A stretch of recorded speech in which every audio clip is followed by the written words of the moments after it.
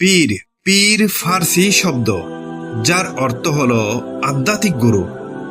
মুর্শিদ আরবি শব্দ, যার অর্থ হল হেদায়েত দাতা।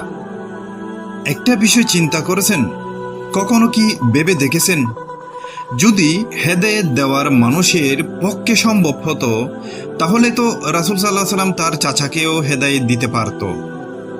আবু তালেব, আবু লাহাব, তাদেরকে তো জাহান্নামে যেতে হতো না। যারা পীরের কথা বলে, পীরের অনুসরণ করে, তারা মূলত ইসলাম থেকে অনেক দূরে সরে গেছে, সহজ সরল পথ থেকে গুমরাহিতে লিপ্ত হয়েছে। অতএব সাবধান, ঈমান হারাবেন না। আল্লাহ বলেন, হে ঈমানদারগণ, তোমরা মুসলিম না হয়ে মৃত্যুবরণ করো না। কারণ কি জানেন? কারণ যারা পীরের অনুসরণ করে, তাদেরকে সেজদা দেয়, তারা মূলত কখনো মুসলিম হতে পারে না।